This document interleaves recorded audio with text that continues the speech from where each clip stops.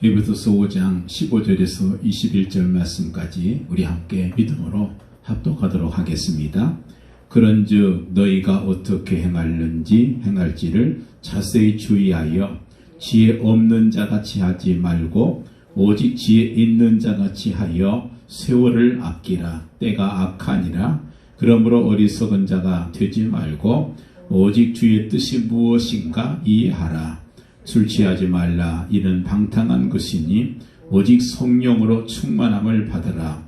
시와 찬송과 신령한 노래들로 서로 화답하며 너희의 마음으로 주께 노래하며 찬송하며 범사의 우리 주 예수 그리스도의 이름으로 항상 아버지 하나님께 감사하며 그리스도를 경외함으로 피차 복종하라. 아멘. 기름이 떨어진 자동차와 또 사랑이 없는 가정, 그리고 성령이 없는 신앙생활의 공통점이 무엇인가? 한마디로 말하면 너무 힘들고 너무 어렵다는 것입니다. 이 자동차에는 기름이 가득 있어야 신나게 달릴 수 있는 것이고, 또 가정에 사랑이 있어야 가정 안에서 행복함이 있을 것이고, 또 성령이 충만해야 우리 신앙생활이 신바람 나는 그런 신앙생활이 될 수 있는 거 아니겠습니까? 자동차 잘 나갈 때 얼마나 좋아요. 또 사랑하는 남녀가 함께 있을 때 참 얼마나 마음의 기쁨이 있습니까? 우리 신앙생활도 마찬가지예요. 마치 신앙생활을 고행자의 힘든 수도자와 같이 그렇게 하시는 분들이 있습니다. 그러나 이 성령님과 동행가 되면 신바람 나는 그런 즐거운 그런 신앙생활이 될 수 있는 것이고, 그것이 주변 사람들에게도 그대로 전달되어져서 그들에게 사랑의 예수님을 전파할 수 있는 그런 신앙이 될 수 있다는 것입니다. 성령님께서 우리와 언제나 함께 하신다, 그렇게 말씀하고 있어요. 성령께서는 말씀으로 우리를 불러주셔서 구원에 이르게 하시고요, 또 중생시켜 주시고, 더 나아가서 죄를 깨닫게 하시고 회개하게 하시고, 또 더 나아가서 믿음을 성장시켜 주십니다. 그리고 우리 신앙 인격을 점점 성화할 수 있는 길로 인도하셔서 정말 하나님께서 원하시는 그런 신앙으로 성장하게 만드시는 것이고, 더 나아가서 우리의 가는 순간순간의 길을 인도하시는 분이 성령님이시고요, 더 나아가서 우리에게 능력을 주셔서 우리에게 주신 그 사명을 잘 감당할 수 있도록 하시고, 그래서 신령한 복을 우리의 삶에 적용시키시는 분이 바로 성령님이시라는 것입니다. 자, 그래서 이 마시라는 분이 이런 말 했어요. 성부 하나님은 축복의 근원이시라고 하면 성자 하나님께서는 우리의 축복의 통로가 되실 것이고, 또 성령 하나님은 그 축복을 우리의 삶 속에 꽃피게 만드시는 능력을 소유하신 분이시다, 그런 말했습니다. 여러분, 기술자에게 필요한 게 뭐겠어요? 물론 기술도 필요하겠지만 장비가 필요하고 공구가 필요합니다. 공구 없이 일할 수 없어요. 장비 없이 어떻게 집을 짓습니까? 군인에게는 총과 칼과 무기가 필요하죠. 군인이 아무것도 가지지 않고 싸워서 뭘 하겠어요?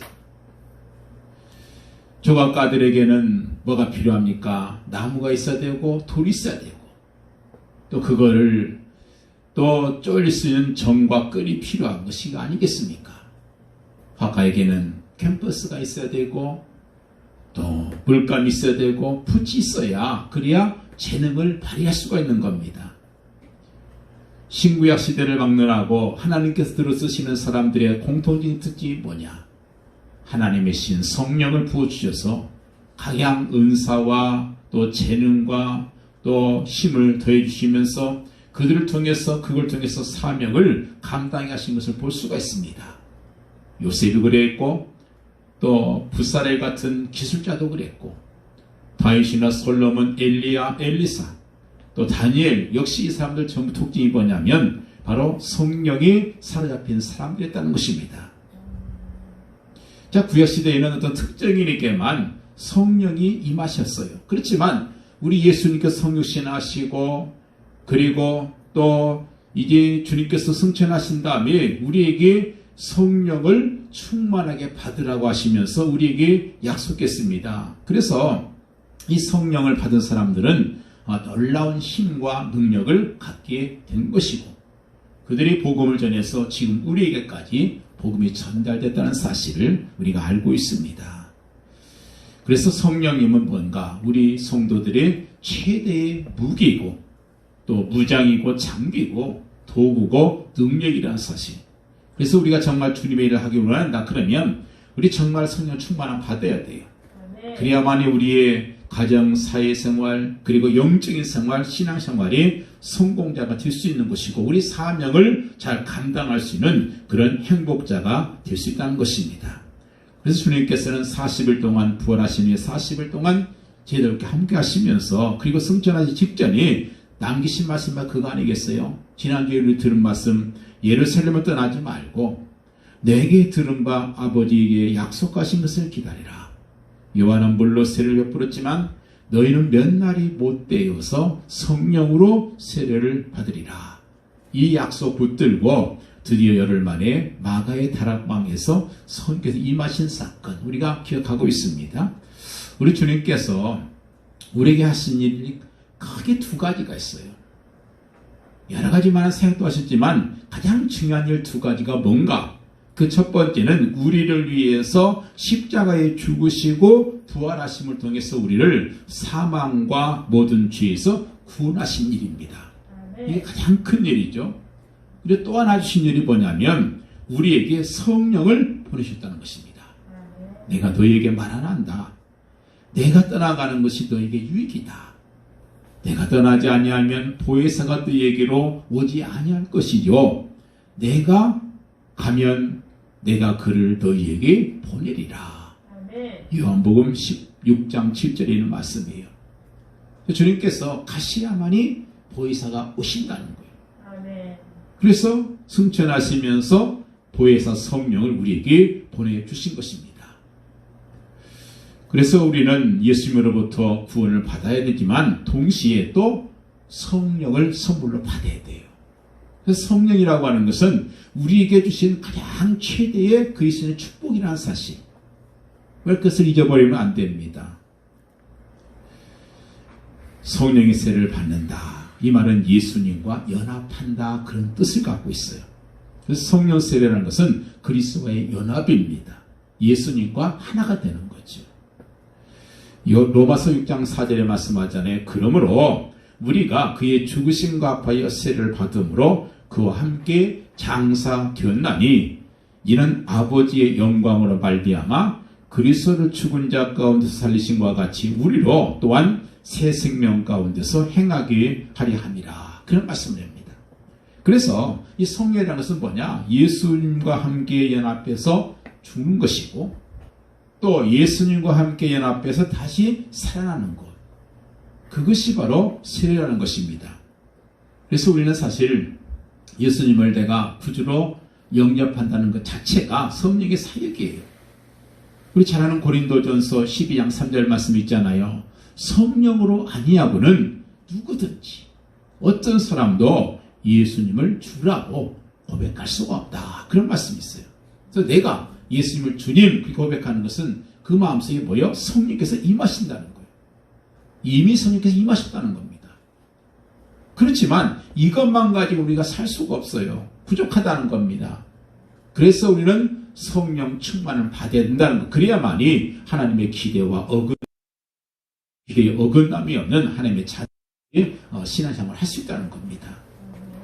우리가 성령 충만하지 못하면 어떻게 합니까? 사랑해야 한다는 것을 알면서도 다른 사람을 사랑할 수 있는 힘이 없어요. 예수를 믿는 사람들은 그 삶이 언제나 감사해야 된다는 사실을 알잖아요. 나는 감사해야 되게 살아야 되겠다. 그것이 말씀이라는 걸 압니다. 그런데 이 감사가 안 되는 거 어떻게 하겠어요? 하나님의 자녀는 항상 그 마음속에 평안이 있어야 된다.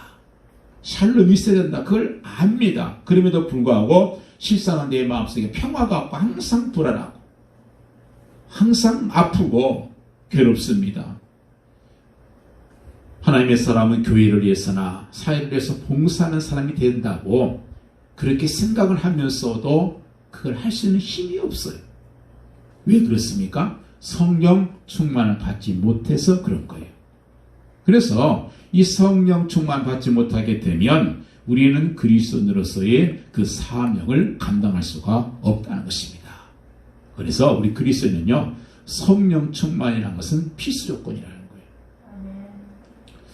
그래서 우리 예수님께서는 계속해서 말씀하셨어요. 그에 대해서. 그리고 와서 마지막에도 순간에 가서 더욱 밝게 약속했던 것이 바로 요한복음 14장 25절 말씀이에요. 내가 아직 너희와 함께 있어서 이 말을 하였거니와, 그동안 했거니와, 보혜사 곧 아버지께서 내 이름으로 보내시는 성령, 그가 너에게 모든 것을 가르치시고 또 너에게 내가 너에게 말한 모든 것을 생각나게 하시리라, 이 말씀했어요.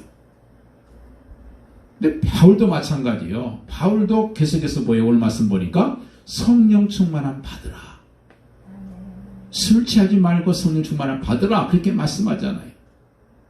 우리가 예수님을 가장 쉽게 믿는 방법이 뭔지 아십니까? 예수님과 연합하는 거잖아요. 연합이라는 것은 함께 죽고 함께 사는 것이잖아요. 그래서 사는 것이 쉽고 편안한 거예요.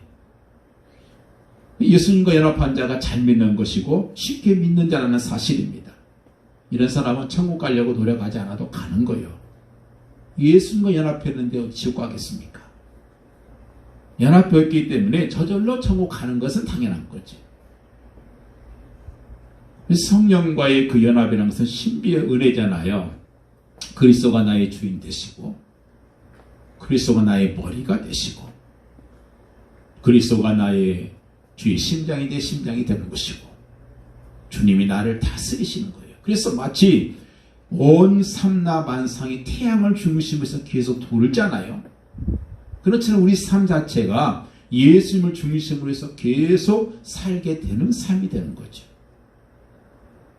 그래서 바울은 고백하잖아요. 내가 그리스도와 함께 십자가에 못 박혔나니 그런즉 이제는 내가 산 것이 아니다. 오직 내 안에 그리스도께서 사신 것이다. 이제 내 육체 가운데 사는 것은 나를 사랑하사 나를 위하여 자기 몸을 버리신 하나님의 아들을 믿는 믿음 안에서 사는 것이다. 이게 바울의 유명한 고백입니다. 영계 유명한 설교자 한 분이 계셔요. 스펄전 목사님이요. 어느 날 설교를 했는데 한마디로 말해서 죽을 썼어요. 무슨 말 했는지도 모르겠고, 그 설교가 죽으면요, 설교자가 제일 먼저 잘합니다. 아, 내가 죽었구나. 쓰고 나니까 얼마나 창피하고, 또 그래서 하나님께 무릎 꿇고 기도합니다. 하나님, 주님께서는 아무것도 없는 데서도 필요한 것을 하실 수 있는 분인 줄 내가 믿습니다. 엉터리 같은 설교를 축복하셔서 은혜되게 없어서, 그렇게 기도를 했어요. 그리고 그 다음 날부터 열심히 이제 준비를 합니다. 다음 주에 내가 진짜 설교 잘해야겠다. 그래서 아닌 게 아니라 그 다음 주에는 정말 설교를 잘 끝내고 기분 좋게 끝냈어요. 성도들이 와서 목사님 정말 은혜로웠습니다 하고 인사하고 가는 거예요. 자, 그런데 이 스펄전 목사님이 그 두 개서의 설교를 결과를 한번 좀 조사를 해보고 싶었어요. 그래서 그 결과가 놀랍게 나온 거예요.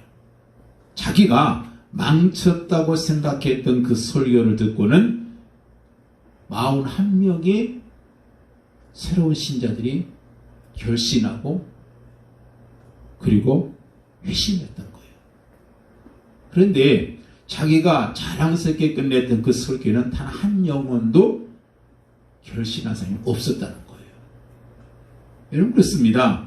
하나님의 능력, 성령님의 능력이 없이 하나님의 일을 한다고 하는 것은 하나님의 굉장히 안타깝게 하는 거예요. 왜냐하면 하나님께서 하나님의 일은 반드시 성령의 도우심이 없이는 할 수 없는 일이라는 사실을 아시기 때문에 그렇습니다. 오늘 봉독한 말씀의 본문 핵심이 뭡니까? 한마디로 표현하면요, 악한 세상 속에서, 이 어둠의 세상 속에서 지혜롭게 살자, 이거예요. 이 세상에서 지혜롭게 살아야 된다. 그래서 15절에 말씀하잖아요.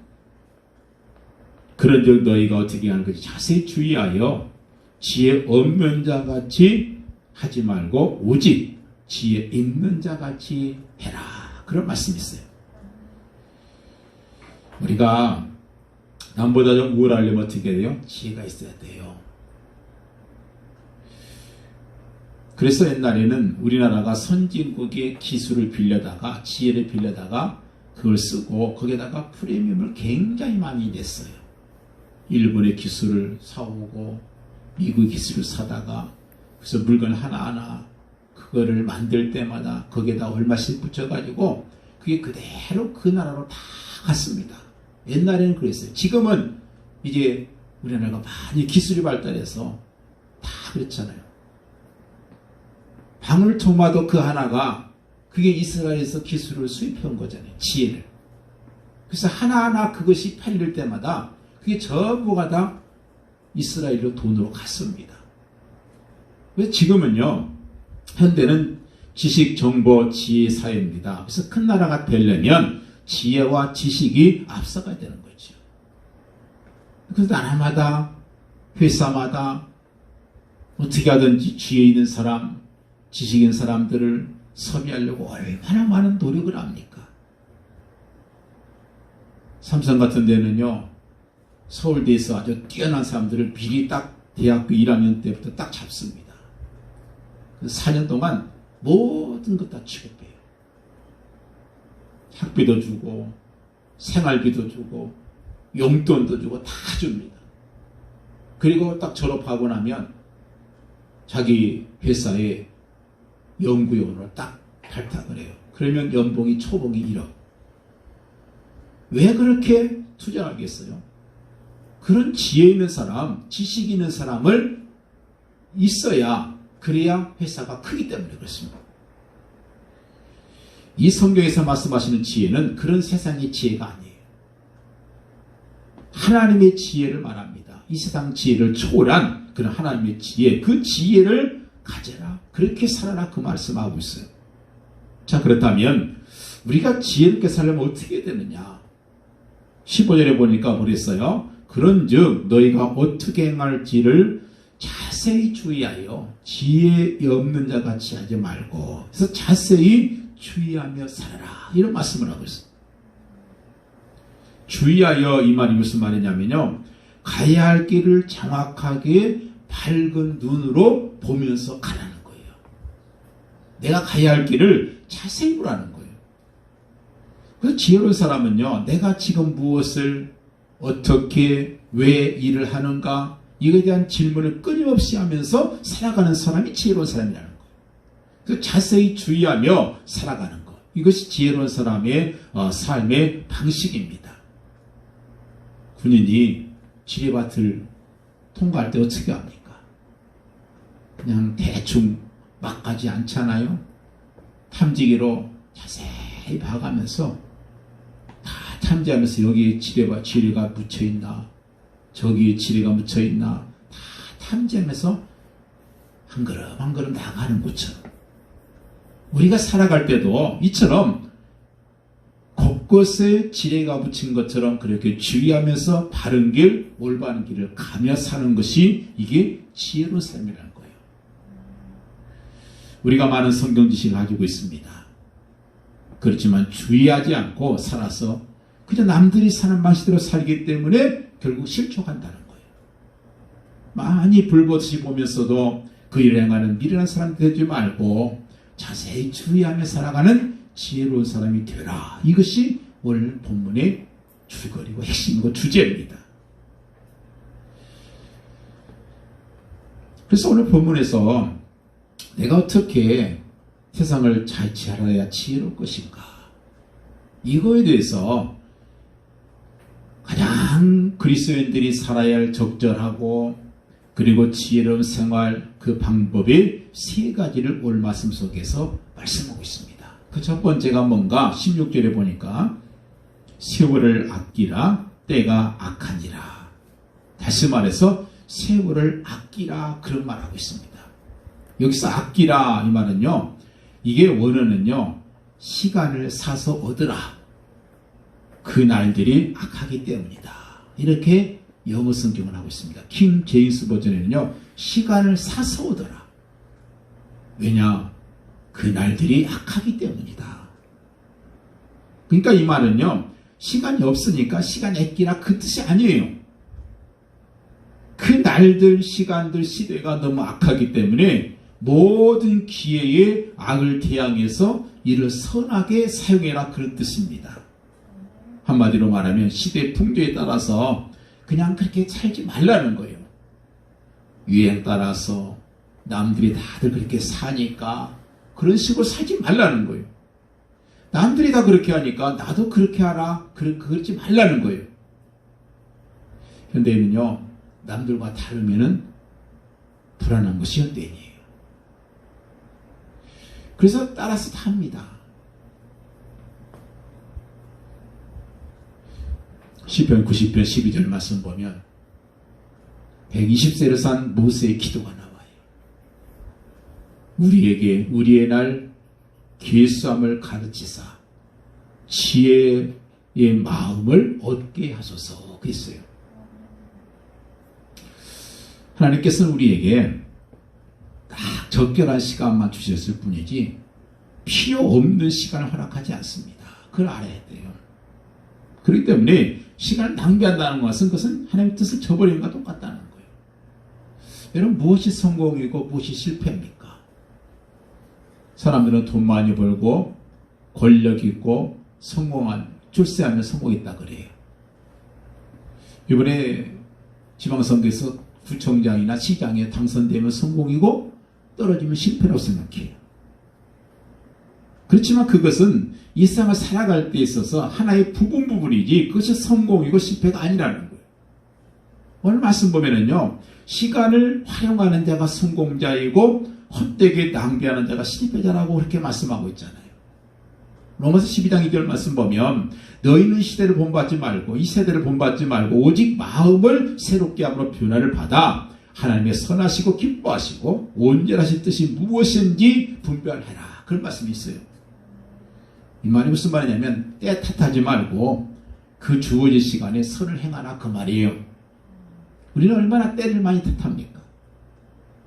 뭐 좀 하려면 때를 탓하고 시대를 탓하고 시간을 탓하고 너무 바빠서 그래서 못하고 힘들어서 못하고 상황이 안 돼서 안 되고. 여러분, 교회 또 신앙생활이 이것은요, 할 일 없을 때 나와서 하는 게 아니에요. 사랑하는 사람 만나서 하는 일이면 때가 왜 하고 없겠어요? 왜 시간이 없겠어요? 어떤 교회에서 목사님이 한 정말 유능한 청년한테 정말 중요한 일인데 이것 좀 맡아달라 그랬더니 그 청년이 그랬더래요. 목사님, 제가 요즘요 밥 먹을 시간도 없어요.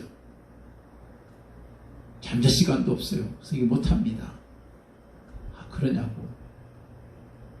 밥 먹을 시간도 없으면 안 되지. 그걸 다른 사람한테 그 일을 맡겼대요. 야, 정말 바쁘게 사는 청년이구나. 근데 어느 날 밤늦게 공원을 옆을 지나가는데 그 청년이 자기 여자친구하고 아주 한가롭게 그렇게 여유롭게 그렇게 오닥거리고 있더래요.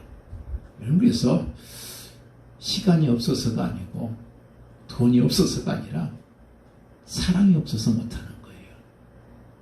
사랑하면 뭘 못하겠습니까? 그래서 우리는 하나님과 만나는 시간을 확보해야 그게 지혜로운 사람이다. 주일 예배 시간, 기도 시간, 공부 시간, 전도 시간. 여러분, 이거 그래서 때를 얻든지 못 얻든지 너는 복음을 전하라. 이게 뭐예요? 살아보세요. 이 미련한 사람, 미련한 자는 때를 탓하고 때를 선용하지 못하고 시간을 낭비한다는 것입니다. 그래서 미련한 사람은요, 곤고하고 힘들 때는 불평과 원망으로 살고, 형통할 때는 교만하고, 그리고 방탕으로 그 생활을 지냅니다. 이게 미련한 사람들이에요. 근데 전도서 7장 14절 말씀 보면 형통한 날에는 기뻐하고 곤고한 날에는 생각해라. 형통한 날은 기쁘고 즐겁고 감사하고 곤고한 날, 힘든 날은 생각해라는 거예요. 왜냐? 하나님께서 이 두 가지를 병행하게 하사 사람으로 자기 장래일을 능히 헤아려 알지 못하게 하셨느니라. 그런 말씀이 있습니다. 때를 탓하지 말고 순간순간마다 주의 뜻이 뭔가 이걸 좀 생각하며 살아라는 거예요. 시간 아낀 사람, 이 사람이 지혜로운 사람이고요. 시간을 허비하는 사람은 어리석은 사람이라고 이렇게 말씀합니다. 미국의 유명한 정치가이고 사상가인 벤저민 프랑클린이라는 분이 있습니다. 프랭클린 이분이요, 서점을 경영했어요.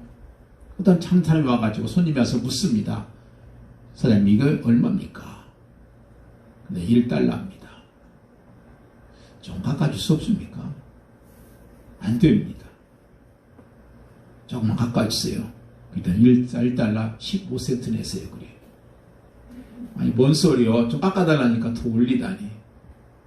또 실갱이라 합니다. 한참 있다가 손님이 사가시려면 1달러 50센트 내세요. 화가 나가지고 왜 이거 깎아달라니까 더 올리냐 그랬더니 그분이 남긴 유명한 말이 있어요. 시간은 돈보다 더 귀합니다. 왜 쓸데없이 남의 시간 뺐냐 그 말이죠. 여러분, 시간은 돈 정도 이 정도가 아니에요. 시간은 곧 생명이라고 성경은 말씀해요. 우리에게 주어진 생명, 이것이 곧 시간 아니겠습니까? 우리는 죽음을 맞는 시간만 생명이라고 하는데 그렇지 않습니다. 태어나면서 죽을 때까지의 모든 시간들이 우리의 생명이에요. 그래서 이 시간은 소중한 거예요. 그래서 지혜로운 사람은요, 언제나 가능한 일과 불가능한 일을 정확히 구별합니다. 그래서 가능한 일이라고 하면 정말 온 힘과 정성을 다해서 그걸 극대화해서 그 일을 이룹니다. 그렇지만 불가능한 일이라면 그냥 그대로 수용하고 포기해버리죠. 받아들이는 거죠. 그걸 구분할 줄 알아야죠. 근데 어리석은 사람은 자기가 가능한 일, 아주 쉬운 일은 너무 시시사안해요. 그리고 불가능한 일만 하겠다고 목숨 걸고 일생을 모두 바쳐버리는 그런 사람들이 참 많습니다. 우리는 시간을 시간되기도 할 수 있고 진공시간으로 만들 수도 있습니다. 죄와 벌이나 또 카라마조프가의 형제들이란 그 유명한 아주 세계적인 명작을 쓴 작가가 있잖아요. 토스토프에피스키입니다. 이분이요, 28세에 국가 내란 음모 혐의로 구속되어 사형 선고를 받습니다. 잘한 얘기잖아요. 영하 50도가 되는 그 추운 날에 드디어 사형 집행 날이 됐습니다. 이제 사형받기 위해서 기둥에 묶여 있어요. 이제 총사형을 받습니다. 자, 사형 집행 시간이 딱 정해져 있는데 딱 시계를 보니까 5분이 남았어요. 5분 후에는 자기가 사형을 당하는 거예요. 그래서 이 5분, 이 천문 같은 5분을 내가 어떻게 보낼 것인가 순간적으로 딱 세웁니다. 그래서 2분 동안은 정말 나를 사랑하고 나를 좋아해서 나를 위로해주기 위해서 온 그 친구들과 가족들과 작별하고 고마움을 표시하는 시간으로 2분을 보내겠다. 그리고 나머지 또 2분, 3분에서 2분은 나의 28년의 그 삶을 좀 잠시 되돌아보자. 그리고 마지막 1분은 정말 이 아름다운 자연 만물, 그거를 쫙 감상하고 딱 죽겠다. 이렇게 계획을 세웁니다. 그래서 2분 동안 자기를 안타까워 찾아온 친구들, 그리고 아는 사람들과 잠깐 작별 인사를 하고, 그리고 이제 28년의 자기 삶을 회고해보는 시간을 갖는데, 갑자기 무슨 생각이 드냐면, 나는 과연 3분 후에 어디로 갈 것인가? 이 생각이 드는 거예요. 나는 과연 3분 후에 어디로 갈 것인가?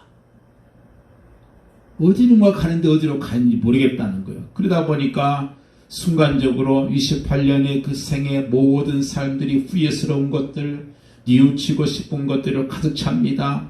그러니까 막 생각이 혼미해지고 정신이 아찔해지고,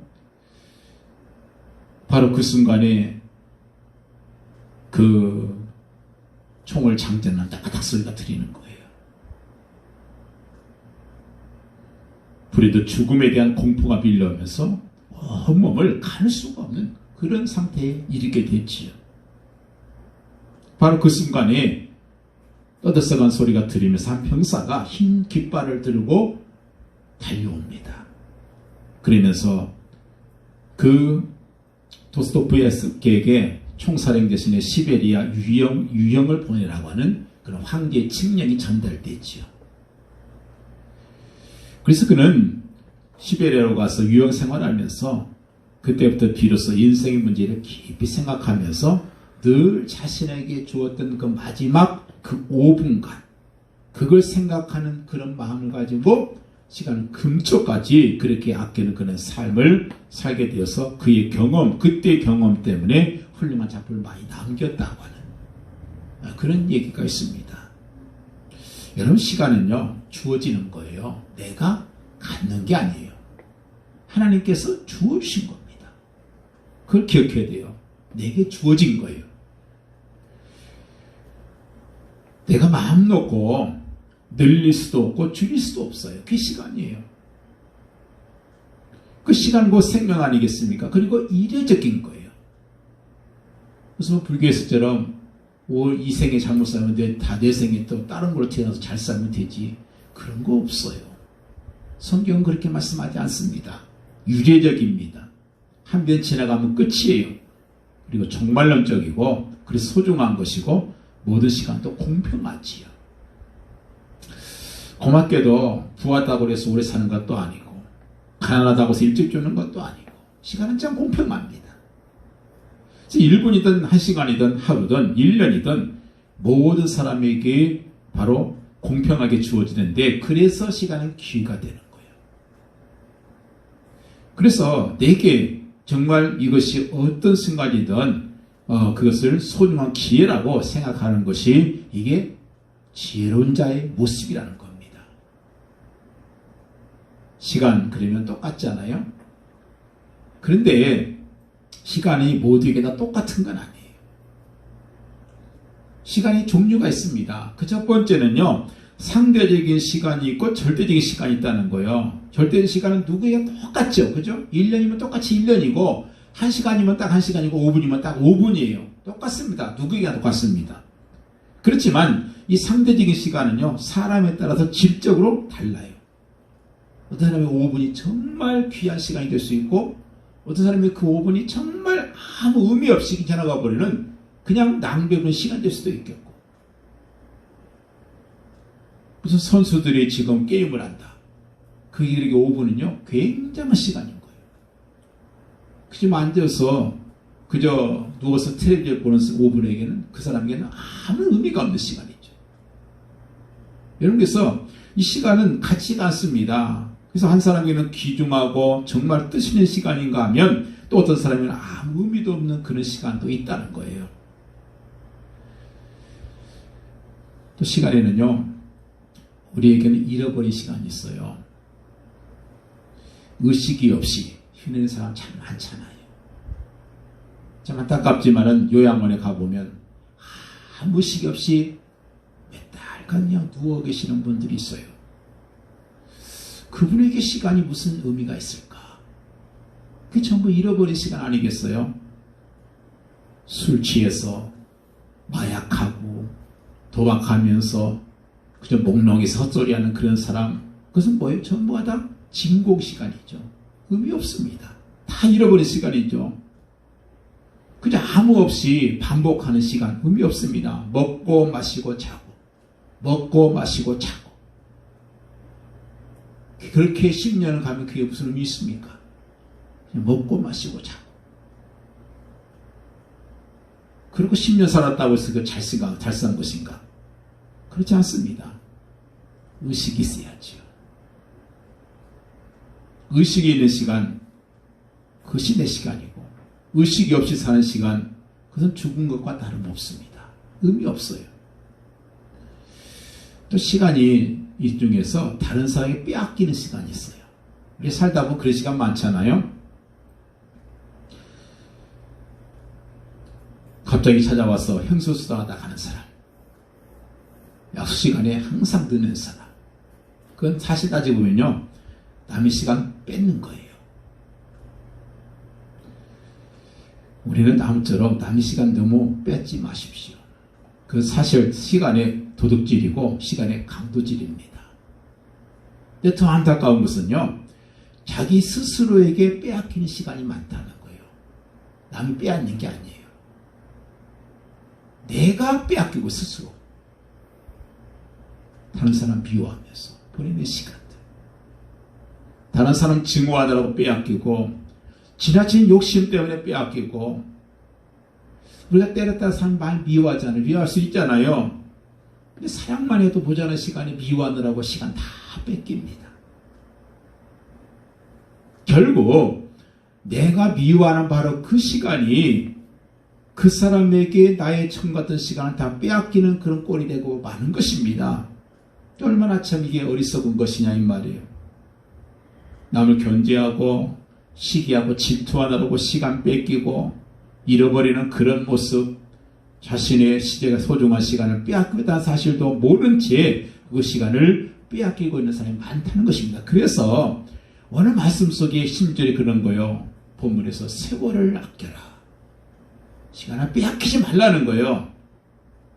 이 아끼라 이 말은요, 헬라 말로 엑사고라조인데 이것은요, 속량하라 그 뜻이에요. 속량, 사서 가지라는 거예요. 사서. 그 세월 아끼라 말은 세월을 속량해라, 시간을 속량해라 그 말이에요. 그래서 옛날에 이 말씀을요, 최고의 시간, 최고의 시간을 만들기 위해서 대가를 지불해라 그 말로 해석했습니다. 대가를 지불했더라도 시간의 가치를 높이라. 그 의미를 가지고 있는 것이 바로 오늘 본문의 세월을 아끼라 그 말입니다. 그래서 우리가 참 될수록 맑은 의식으로 살아야 돼요. 그래야 시간을 아끼는 거예요. 너무 잠만 말 자주 말고 적당히 자고, 그리고 남은 시간은 우리가 기도하고. 그래서 또 분이 그런 말이에요. 선진국 국민을 보면 굉장히 부지런하다. 새벽 5시 반만 되면요, 막 고속도로가 꽉 밀린대요. 미국에 갔다 오신 분들이 그래요. 5시 반만 깜깜한데 고속도로가 꽉 밀린 거예요. 우리나라 삼성에서 그걸 시간을 좀 자유로 막 아껴안긴 거 있잖아요. 근데 우리 늦게까지 잠자다가 밖에 나와가지고 이건 교통지옥이 어떻고 러시아어가 어떻고 불평불만하면서 그러면서 보내는 거. 제가 가끔 이렇게 운동하러 가다 보면 여기 동부가선로에 도로에 막 차들이 쫙 밀리는 걸 봐요. 출근 시간이니까 그렇겠죠. 러시아어니까. 야, 정말 저희 가는 사람들 참 믿으심이 대단하다. 그런 생각을 해봐요. 한 시간만 일찍 가면은 그냥 슉 갈 텐데 20분이면 갈 수 있는 시간을 1시간 동안 가는 모습들. 외국 사람들은 그걸 알고요, 미리미리 간다는 거예요. 그래서 그 사회학자의 연구 결과에 따르게 되면 세계적으로 성공한 사람들은 보통 사람보다 3시간 일찍 일어나서 3시간 더 부지런히 산다. 그런 통계를 그가 얻었습니다. 우리가 얼마나 많은 일을 하느냐, 얼마나 굉장한 일을 하느냐, 여기 중요하지 않습니다. 중요한 것은요, 내게 주어진 시간을 얼마나 꽉 차고 알차게 살았느냐, 이게 중요한 거예요. 우리 예수님은요 33년밖에 못 살았잖아요. 내가 오래 살았다, 이게 자랑이 아니에요. 내게 주어진 그 시간들을 얼마나 소중하게 보냈느냐, 얼마나 알차게 했느냐, 이것이 중요한 거죠. 그래서 종교학자 칼빈이 이런 말이 있어요. 유명한 말인데요. 마귀에게 시간을 빼앗으라. 마귀에게 내 시간 빼앗기지 말고 마귀로부터 시간을 빼앗으라. 참 유명한 말이죠. 그렇습니다. 우리의 소중한 시간, 그것을 통해서 의미 있고 보람 있는 생을 찾아야 되고, 사랑하는 시간을 가져야 되고, 찬송하는 시간을 가져야 되고, 기도하며 주님과 교제하는 시간을 가져야 되고, 그리고 봉사 시간을 가져야 되지요. 그래서 내 소중한 시간, 남을 위해서 소중하게 쓸 수 있는, 그래야 그곳에 생의 의미가 있지 않겠습니까? 그래서 우리는 각자의 삶을 그리스도의 성령 안에서 최고의 시간, 위대한 시간으로 채워야 되는 거죠. 회개 시간, 명상의 시간, 기도 시간을 많이 가지면 우리는 세월을 속량할 수가 있습니다. 그리고 영원히 자유로울 수 있을 거예요. 깊이 생각하는 시간을 가지세요. 능력이 근원을 얻게 될 것입니다. 운동할 시간을 가지세요. 건강을 유지하게 될 겁니다. 독서한 시간을 가지세요. 지혜의 원천을 얻게 될 것입니다. 중심에서부터 진정으로 봉사하는 시간을 가지세요. 그럼 행복한 시간을 살게 될 것입니다. 그리스도 안에서 진정으로 살아가는 그런 시간을 가지세요. 영원한 시간을 살 수가 있을 것입니다. 우리는 과연 지금 우리의 삶을 적자로 관리하고 있는가? 아니면 흑자로 관리하고 있는가? 동물적인 시간으로만 살고 있는가? 아니면 인간적인 시간으로 살고 있는가? 중생한 그리스도인으로서의 시간을 살고 있는가? 아니면 죄인의 시간, 굴욕의 시간, 저주스러운 시간을 마지못해서 살고 있는가? 아니면 구속받은 자의 찬송과 감사가 넘치는 영광된 시간으로 살고 있는가? 여러분, 장수가 뭡니까? 오래 사는 것이 장수인가요? 그게 중요합니까? 길게 산다고 잘 사는 거 아니에요. 짧게 살아도 예수님처럼 사는 거, 이게 잘 사는 거 아니겠어요? 그래서 우리가 얼마나 살았냐 이거 묻지 말고요, 어떻게 살았냐를 물어야 돼요. 내가 얼마나 살았냐 자랑하지 말고, 내가 그동안 어떻게 살았느냐, 앞으로 얼마나 더 살 것이냐 이거 묻지 말고, 앞으로 내가 어떻게 살 것인가 이걸 물으라는 거예요. 매 순간마다 주님의 뜻을 이해하고 나를 향하신 하나님의 섭리와 경륜을 생각하며 감사하고 주어진 세월을 아끼는 것. 그래서 매 순간순간을 소중한 기회로 삼고 하나님의 거룩하신 뜻으로 가득히 채워가는 그런 시간들. 바로 이런 시간을 가리켜서 영원한 오늘을 살고 있는 시간이다, 이렇게 표현합니다. 영원한 오늘. 그냥 오늘로 지나가는 것이 아니라 그 시간은 영원히 남는 시간이라 그 말이죠. 그래서 영원한 행복한 시간을 한 시간 한 시간 살아갈 때에 그것이 영원으로 지향하게 될 것이라는 것입니다. 두 번째, 지혜로운 삶의 모습은 17절에 나오는데요. 그러므로 어리석은 자가 되지 말고 오직 주의 뜻이 무엇인가 이해하라. 다시 말해서 주님의 뜻대로 사는 것이 지혜로운 삶이라는 거예요. 이 세상에서 아무리 성공했다고 큰 소리 쳐도 주님의 뜻대로 안 살았으면 아무 의미 없어요. 그건 쓰레기 같은 인생이에요. 조지 투리엇이라는 사람이요, 이런 말 했어요. 인간이 가질 수 있는 가장 위대한 지식은 하나님의 뜻을 아는 것이다. 그리고 인간이 행할 수 있는 가장 위대한 업적은 하나님의 뜻을 행하는 것이다. 제가 언젠가 말씀드렸을 거예요. 하나님의 뜻대로 살 때 가장 지혜로운 사람이 될 수 있고 목적을 달성할 수 있는 사람이 될 수 있을 것이고 하나님의 나라를 향해서 가는 사람이 될 수 있다는 것입니다. 그렇게 하는 것은요, 그 하나님의 뜻을 하는 방법은 뭐예요? 기도밖에 없겠죠. 말씀과 기도, 성령의 깨달음, 이거밖에 없습니다. 그 독일의 목사님 가운데서 베냐멘 스몰크라는 분이 계셨습니다. 어느 날 신방하고 집에 돌아왔는데 기독교를 반대하는 사람들에 의해서 집에 불타버리고 없애버렸습니다. 그리고 자기의 두 어린 아들이 그 잿더미 속에서 발견이 돼요. 얼마나 안타깝습니까? 그 기가 막히고 슬픈 가운데서 그 목사님이 기도를 합니다.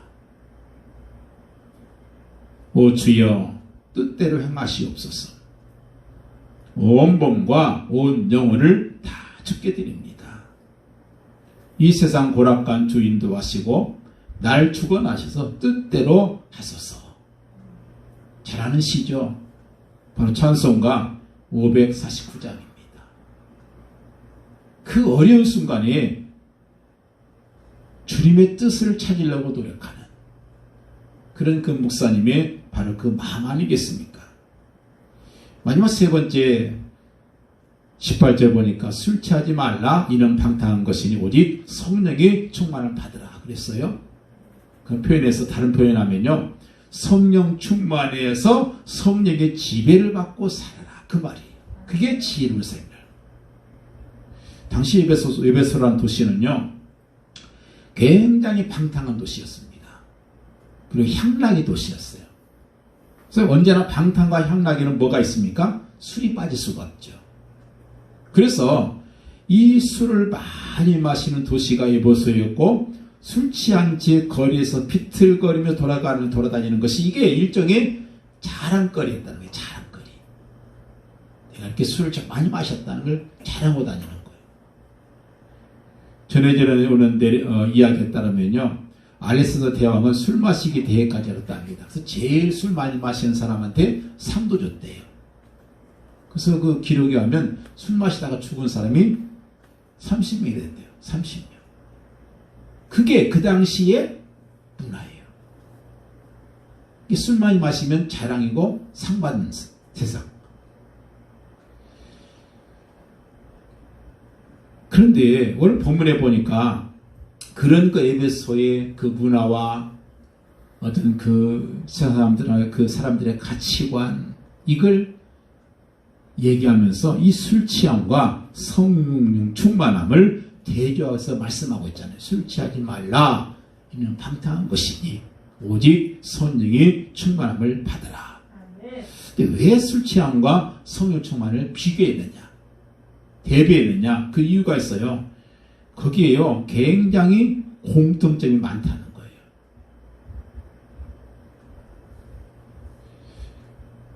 거예요. 술꾼의 일주일이라고 하는 그 유머가 있더라고요.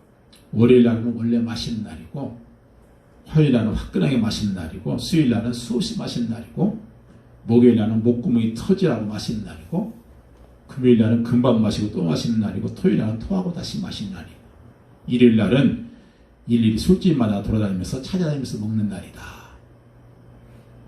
근데 여러분, 이것을 좀 더 다르게 생각해 보면은, 우리가 참 그리스도인들은 이 성령 충만을 이렇게 해야 된다는 것을 우리에게 얘기해주는 유머 같아요.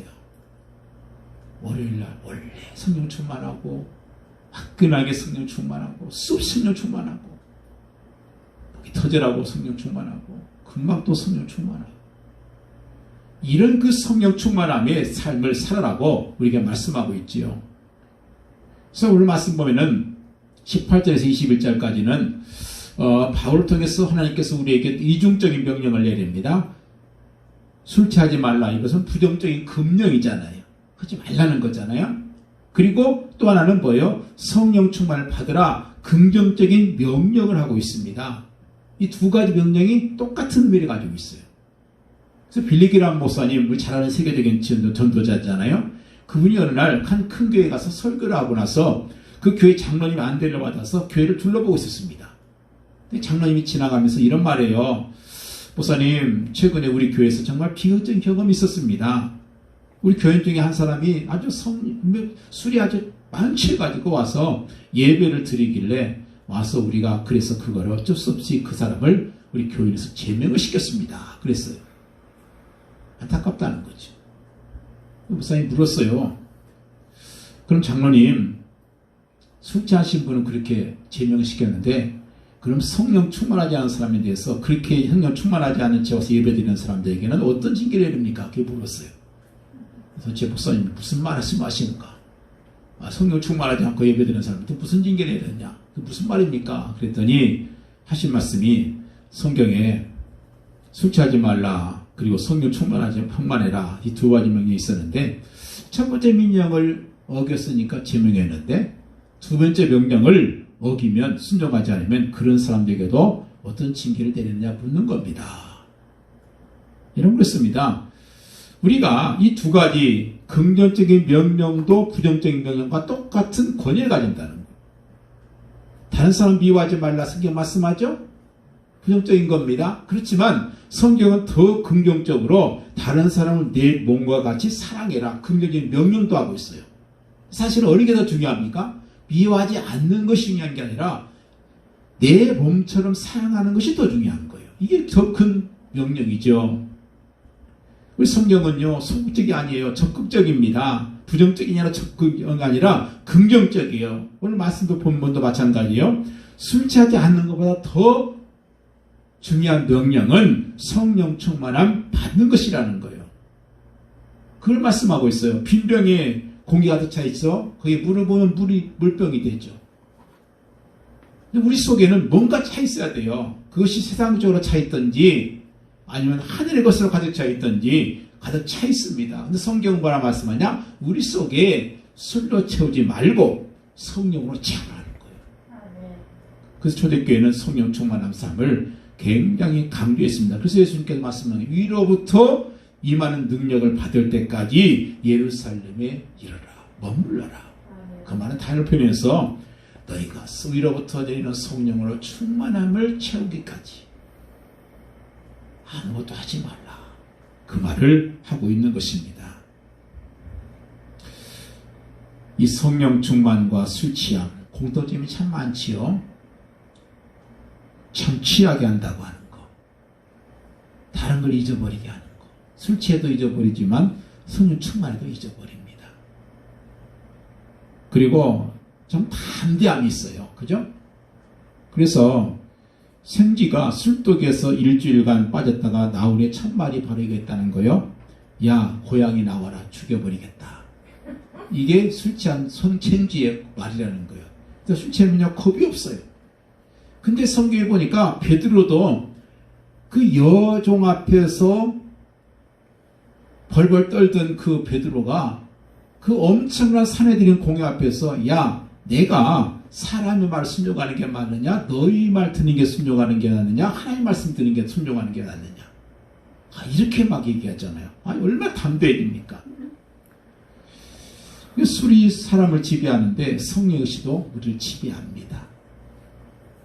그리고 술은 언젠가 깨는 것처럼 성령도 우리가 깨요. 그래서 내가 한번 성충만 받았다고 그리고 자랑하면 안 돼요. 계속. 그래서 오늘 말씀은요, 그것은 현재 진행형이 완전형이 계속해서 채우라는 거예요.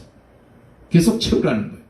그리고 또 하나 19절 말씀 보니까 술 취하면 막 노래하잖아요. 그죠? 그래서 술 먹는 사람이요 반드시 3자로 가는 데가 어디예요? 노래방이잖아요. 밥 먹고 술 마시고 노래방 가서 그냥 돼지 목 따는 소리로 그냥 고래골래 질러대잖아요. 근데 오늘 19절에 보니까 뭐라고 했어요?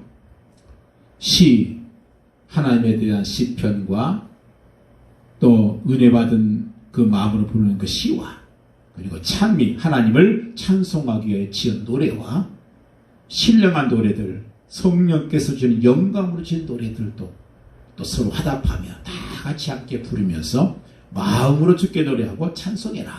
이런 말씀을 하고 있습니다. 또 20절에 보니까 이런 말씀을 해요. 성령 충만하고 나니까 범사의 주 예수 그리스도의 이름으로 항상 하나님께 감사하리라. 이게 성령 충만한 사람들의 특징이죠. 술 취한 사람들이 얼마나 감정을 잘 드러냅니까? 그래서 안 싸우던 사람도 싸우잖아요. 우리는 무슨 싸움이 아니라 감사의 표현을 하는 거죠. 이게 성령 충만한 사람들의 모습입니다.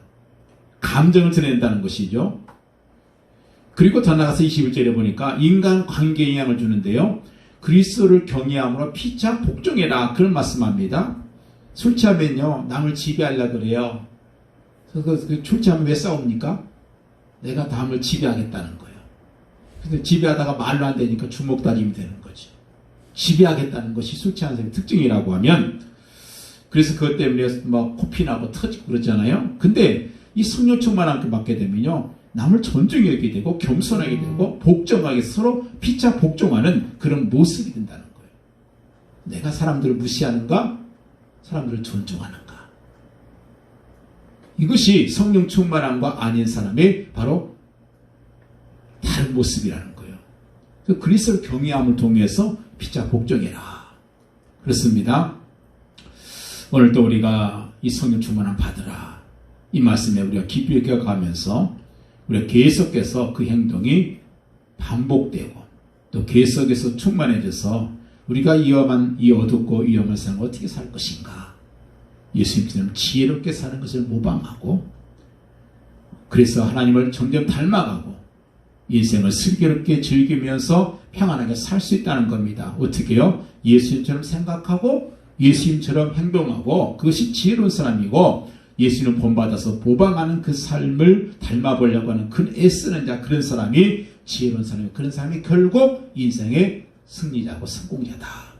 이렇게 생각하시고 예수님으로 간절히 축원드립니다. 기도합니다. 할렐루야. 아버지 감사합니다.